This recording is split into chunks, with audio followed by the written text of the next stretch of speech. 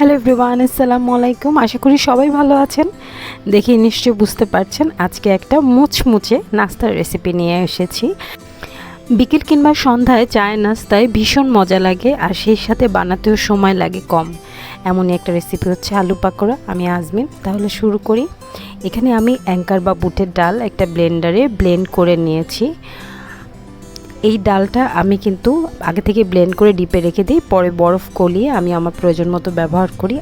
আর মাঝারি থেকে 6টা ছোট আলু আমি ছুরি দিয়ে এভাবে কেটে নিয়েছি। গ্রেডার ইউজ করে বেশি মিহি করতে যাবেন না।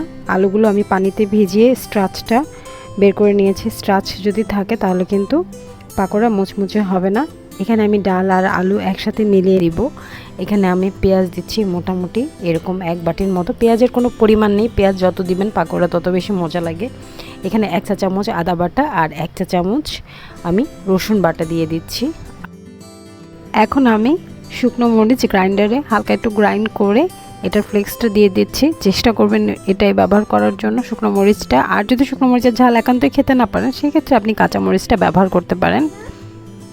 আধা চা চামচ আমি লবণ দিচ্ছি আর আধা চা চামচ ধনিয়া গুঁড়া। আমার মশলা দেওয়া শেষ। এখন আমি হাত দিয়ে এটাকে মাখবো।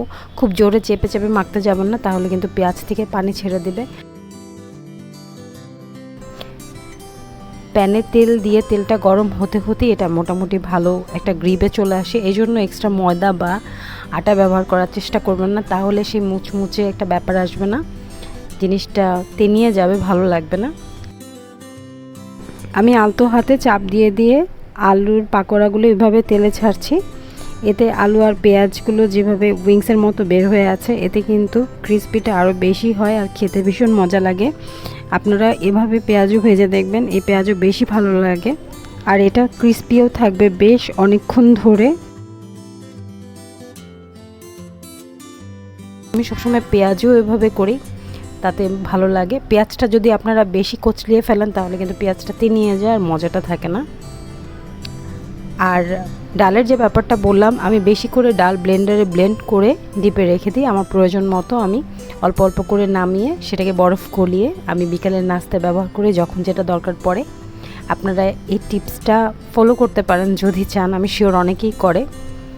আর এগুলোকে এখন উল্টিয়ে পাল্টিয়ে দিচ্ছি, ব্রাউন করে নামাবো। আরেকটা সবচেয়ে ইম্পর্টেন্ট জিনিস হচ্ছে, আমার চুলার আঁচ শুরু থেকে শেষ পর্যন্ত ফুল ফ্লেমে ছিল। একটা বারের জন্য আমি চুলার আঁচ কমাইনি। আপনারা যদি চুলার আঁচ কমিয়ে পাকোড়া করতে যান তাহলে কিন্তু পাকোড়া মুচমুচে হবে না, পাকোড়া তেল খাওয়া শুরু করবে, আর এটা নিশ্চয়ই আপনি চান না।